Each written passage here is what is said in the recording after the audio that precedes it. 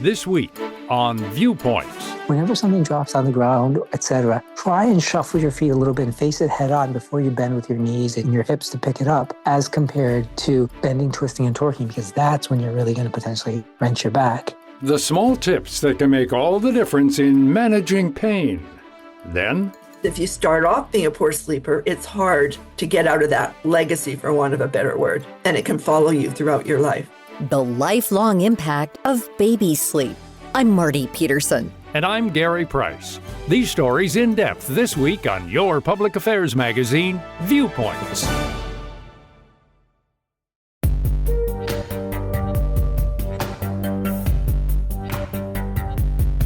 It starts small. A tightness in your neck, a tug in your shoulders, maybe a low ache that comes and goes. You stretch, shift in your chair, and keep going.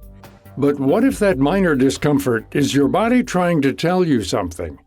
Orthopaedic spine surgeon Dr. Rahul Shah says understanding pain starts with understanding how the body works as one connected system. The way the body moves in general is to think about it as the head pivots over the shoulders or the torso, and the torso pivots over the pelvis. And so wherever those pivots are, they can potentially become affected. And whatever is susceptible in the different age groups, you'll see different things. So in younger folks, you might have problems with the growth of those areas. So scoliosis is a little bit more problematic there. And then younger athletes may have problems where they overstress where the low back meets the pelvis, and you might have problems in the low back area with subtle fractures. And then as we all get older, areas that move tend to wear out. We've experienced this with our hands when our knuckles get a little bit stiff, or our knees when they get stiff, and the same thing can happen inside the back. The neck and back are the pivots that keep the body in balance. When one part moves out of alignment, the rest compensates. And that's when small strains can grow into chronic issues. Shah also touches on how the nerves in our body play into this. Whatever happens in the back, if it just affects the areas where the movement occurs, then you'll just have stiffness or pain in that area. But if it starts to travel, it can travel along the areas of where the nerves go. And so that pain can sometimes spread to areas of the shoulder blade, the arms, the low back, or the legs. And so those are all the sort of things that I see. One growing condition in teens and older adults alike is tech neck. It's all too easy to fall into a bad habit of always looking straight down and slumping in a chair while using your phone. In 2023, the average millennial spent about 4.5 hours per day on their device. For Gen Zers, this number was about 6 hours, according to a poll conducted by Harmony Healthcare IT. Shah says that when he sees patients with neck and back problems, it's hard to trace it back to one specific culprit. However, he says this reliance on tech is definitely not helping. Looking or scrolling on our phones, which seems to be our most favorite pastime these days. We look at Instagram Reels and things of that nature, or TikTok videos. We're typically not looking at it, just while we're walking and things of that nature. We're typically sitting down or hunching forward, etc. And that kind of tends to cause the head to crane forward over the shoulders. And so all the stuff inside the neck may experience additional load. Now, if those areas are already fragile or are wearing out, that additional load can take people over the edge and take areas that are not so symptomatic and make them more symptomatic. This strain can lead to stiffness, spasms, or even nerve pain that radiates into the shoulders or back. He uses this analogy to help illustrate the progression of pain over weeks, months, or even years. When you're moving your head over your shoulders, it's moving through a bunch of hinges. So think of like the hinges like they're stacked on a door. When the hinges don't work right, the first thing the door starts to do is it starts to creak. That means that's the snap, crackle, pop that you may feel in the neck or the low back. Next thing that happens is that sometimes those hinges jam up on you because they're not working right. So you got to muscle that door to get it back in the hinge. That's the spasms or the muscle pains that you might get. And then if those areas are too overloaded or things are getting too affected, particularly on the hinges, the wires that run next to the hinge can cause different lights to flicker. And that's the nerve problems we're talking about that you may experience into the shoulder blade or into the arms.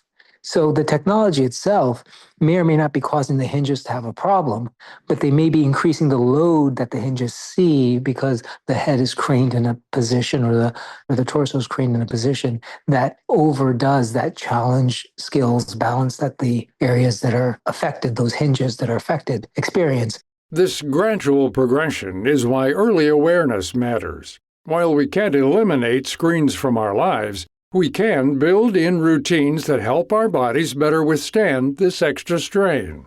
One of the things is preconditioning. So in folks that have prolonged technology use, let's say you know you're going to be on the computer for a fair bit, and that's something you know, it's good to build in structures and systems into your day so that it's automatic, so that you're primed to be able to receive those extra loads. What that means is that you want to get those muscles sort of pre-charged, if you will, so that they're able to handle the extra load that they see as compared to being overloaded all at once.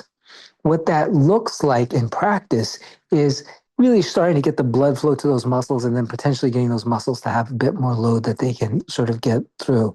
That may look like initially walking for 20 to 30 minutes at a time, try and get the heart rate up into that zone 2 or zone 3 area so that you're able to really increase the blood flow to those areas so the muscles are primed to be able to hold the head in a reasonable position so that they're not being overstressed when you're having to do technology. Essentially, movement builds resilience. Even short walks or brief stretches can increase blood flow and strengthen supporting muscles. For those wanting to do more, light strength training can also go a long way in preventing future problems. Shah breaks down how the weight you put on your muscles during strength training leads to stronger muscles. You essentially break down the muscles a little bit, not too much, but a little bit such that they're able to recover. And when they recover stronger than when they were before because your body's naturally adapting to those stressors. So stressors are actually good. And so what are some of the things that you can do for strength training? Well, when it comes to the neck and that area, there's over 300 muscles within the neck, but it's difficult to individually strengthen all of them. So basic exercises, including isometric exercises, where you put your hand over your forehead and press forward. Head doesn't move, your hand doesn't move, but that you're increasing that stress that the back of the muscles of the neck are seeing. Do the same thing with putting your arms behind the back of your head and pushing backwards. Again, not moving, but generating that muscle over the right ear, over the left ear, and doing that in a progression a few times a day can certainly help activate the blood flow. He also highly recommends leaning into yoga and Pilates. Integrating these activities into your routine just 2 or 3 times a week will naturally help your muscles stretch and strengthen, because in the end, everything is connected. The neck, back, shoulders, even the pelvis. If one link weakens, the rest of the chain follows. That's why paying attention to early symptoms can prevent years of discomfort. He also adds that nutrition and other parts of your health matter too. With all of this, you want to ensure that the diet is there and the appropriate vitamin levels are there. So monitoring this with your physician is a good idea because this is something that is often overlooked. And then we try and salvage it once we've had years of this buildup instead of routinely getting these things looked at. To learn more about Dr. Rahul Shah and find more resources on spine health, visit viewpointsradio.org. For more behind the scenes, search Viewpoints Radio on Instagram, X, and Facebook. This segment was written and produced by Amira Zaveri. Our studio manager is Jason Dickey. I'm Gary Price. Coming up, could your current sleep struggles trace back to infancy? When Viewpoints returns.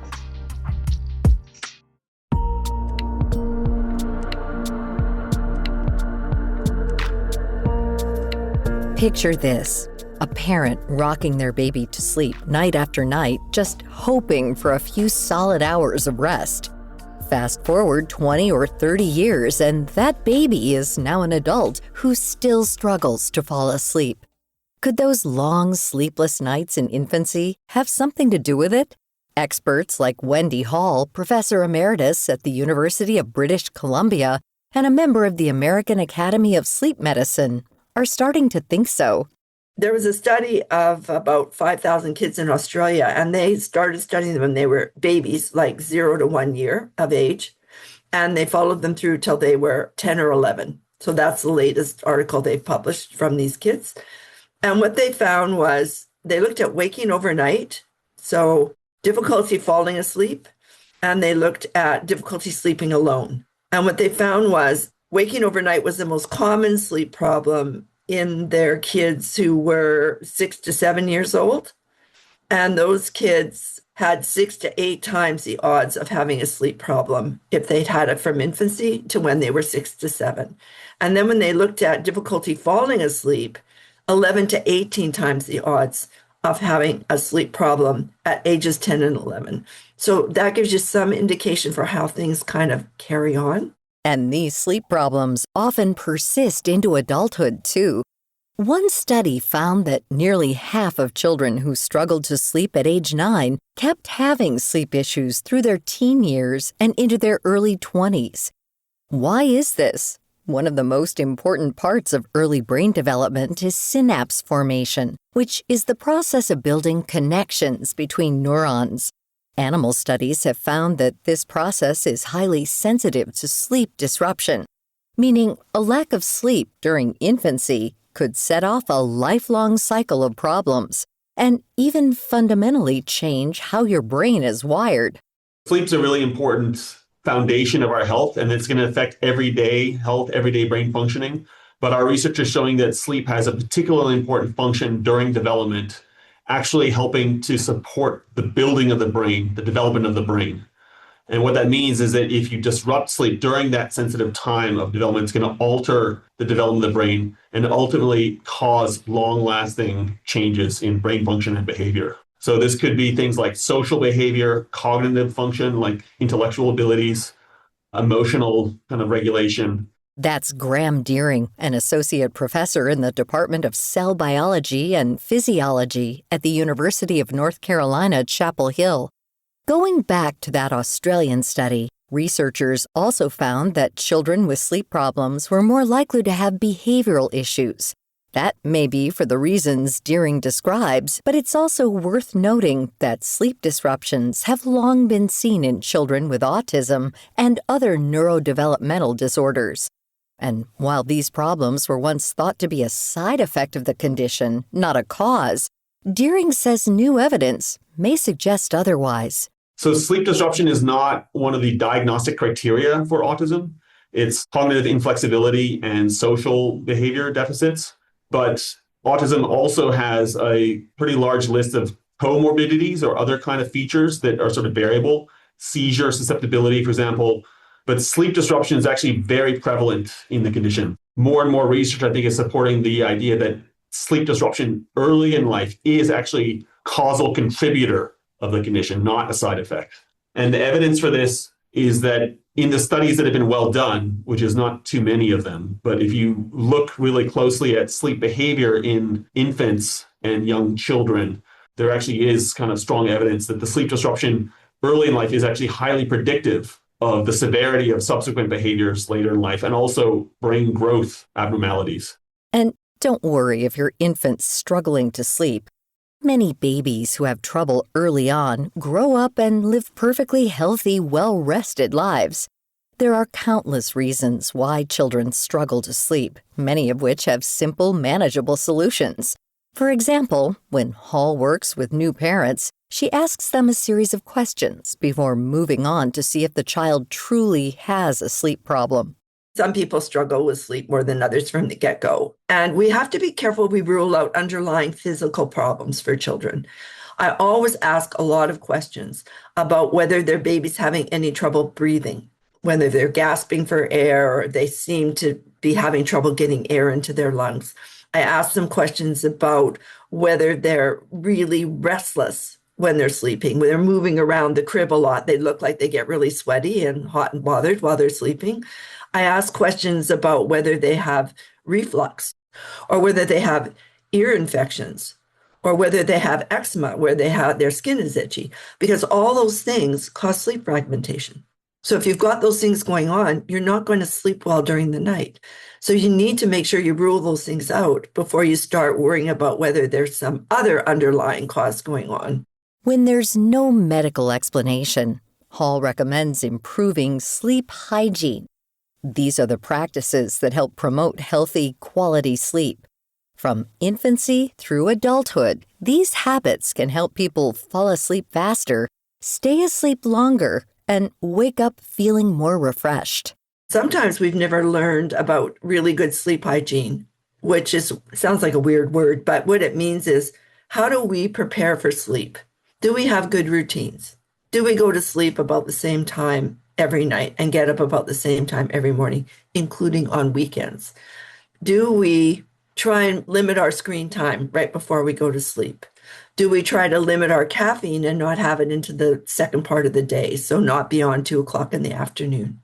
Do we try not to exercise physically robustly right before we want to go to sleep at night, like an hour or two before we want to fall asleep? For babies, Hall emphasizes that consistency is key when it comes to bedtime routines. She also advises parents not to let their babies get used to falling asleep in their arms, no matter how hard it is to resist. If nothing seems to work, it may be time to talk to a doctor about conditions like insomnia or sleep apnea. But Deering warns that too often, medical professionals reach for medication first instead of getting to the root cause of the problem. In our sort of Western medicine practice, there's a sort of idea that when you have some issue, you're going to reach into the medical cabinet and pull out some medicine. And so that would be appealing if we had highly effective, safe treatments for sleep disruption. Unfortunately, our current available sleep drugs, I think, have a lot of issues that need to be resolved, like addiction, tolerance. And it's kind of questionable whether the sleeping medicines that we have access to actually are really supporting restorative sleep in the way that we want to. And another important issue there is with the currently available medicines that are, approved for sleep issues, actually they're not suitable for children. So there's basically no medicine available to treat sleep disruption in children. So I think there's a lot to be done to improve our pharmacological treatment of sleep disruption, but that also puts more emphasis on sort of non-pharmacological interventions or measures. Like Hall, Deering also stresses the importance of good sleep hygiene. Medications and treatments may vary depending on age and other factors, but healthy bedtime habits are something everyone can practice. And beyond the individual impact, Hall says that sleep disruption affects the entire household. We don't recognize enough what a toll this takes on parents because I always ask when I'm working with parents, are you feeling down? Are you having any difficulty with each other, if they're a two-parent family? Are you really fatigued? Are you feeling really irritable? Do you feel like you can't bring your best self to parenting? Because that's what happens after months and months and months of being woken up through the night and not getting adequate sleep yourself. And they can start to get depressed, and they can start even to get angry about sleep because they feel like, why won't my baby sleep? What's wrong? I can't figure out what to do. So it's important to recognize the toll that takes on parents. To find out more about Wendy Hall, Graham Deering, and all of our featured guests, visit viewpointsradio.org. For more behind the scenes, check out Viewpoints Radio on X, Facebook, and Instagram. This segment was written and produced by Grace Galanti. Our executive producer is Amira Zaveri. Our studio manager is Jason Dickey. I'm Marty Peterson. This segment is sponsored by Capital One. Banking with Capital One helps you keep more money in your wallet with no fees or minimums on checking accounts and no overdraft fees. What's in your wallet? Terms apply. See CapitalOne.com/bank for details. Capital One, N.A., member FDIC.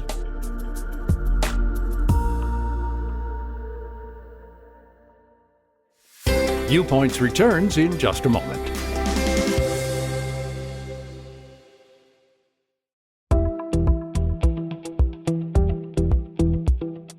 This is Viewpoints Explained. I'm Ebony McMorris. New York City has elected a new mayor, and it's a historic win. Zohran Mamdani will be sworn in at the beginning of January. At just 34 years old, he's the city's youngest mayor in more than a century. He's also the first Muslim and South Asian American to hold the position. Mamdani was born in Kampala, Uganda, and raised in South Africa before immigrating to New York at age 7. He graduated from college in 2014 and soon after started working as a foreclosure prevention counselor in Queens. This job drove him to enter politics in order to make a bigger difference. In 2020, he was first elected to the New York Public Assembly and has since been a big advocate for workers' rights and expanded housing access.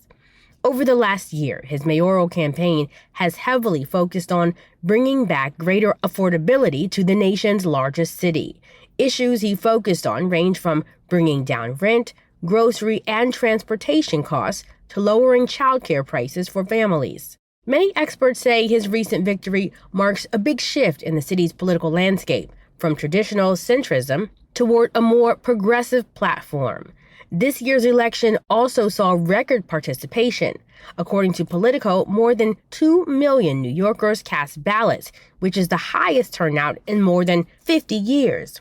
Analysts also point to a large increase in younger, first-time voters who were energized by Mamdani's energy and his progressive grassroots campaign. Meanwhile, while critics say that Mamdani's ambitious plans bring big challenges like managing budget pressures, working with state leaders in Albany who control much of the city's funding, and keeping public trust as expectations rise. For now, his win stands as a snapshot of where New York and national politics may be headed. Younger, more diverse, and increasingly shaped by more liberal movements that start at the neighborhood level. That's Viewpoints Explained for this week. More in a moment.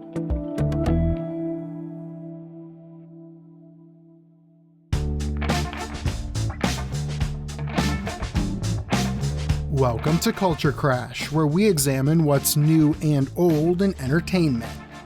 Do you remember the first movie that really captured your whole attention? I recently rewatched The Prestige, Christopher Nolan's 2006 film about warring magicians around the turn of the century. It stars Christian Bale and Hugh Jackman, and I've considered it to be my favorite movie since I first saw it at 13. I saw it opening weekend in a packed theater, and my friend and I had no option but to watch the film from the first couple of rows. Though that's not an ideal place to see a film on the big screen, I was still completely transported by a movie for the first time. The Prestige tackles obsession, betrayal, and an intense back-and-forth battle that sees people killed, disfigured, and abandoned. It has a dark, propulsive energy about it, and it memorably unfolds in a signature Nolan nonlinear timeline, which keeps the audience on their toes. I've seen it many times over the years, and it always manages to blow me away. This most recent time, I was really taken with the craft behind such a film. The sets are rich in detail with vintage-looking posters, contraptions, and stages dominating the screen. The plotting and editing are perfect, and the film really all clicks together in a way few others manage to pull off. It really is an astonishing achievement. It captured me at 13, and it still gets me 16 years later. If you want to catch up with my favorite, The Prestige, it's now streaming on Prime Video. But I'd also encourage you to go back and rewatch your old favorites. In my experience, I've found there's always something new to appreciate. I'm Evan Rowe.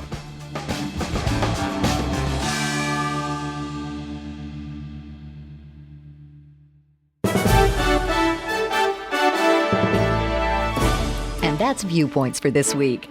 Follow us on Twitter, Facebook, and Instagram to learn more about upcoming shows and find a library of past programs on Apple Podcasts, Google Play, and Spotify. Plus, you'll always find previous segments and more information about our guests at viewpointsradio.org. Join us again next week for another edition of Viewpoints.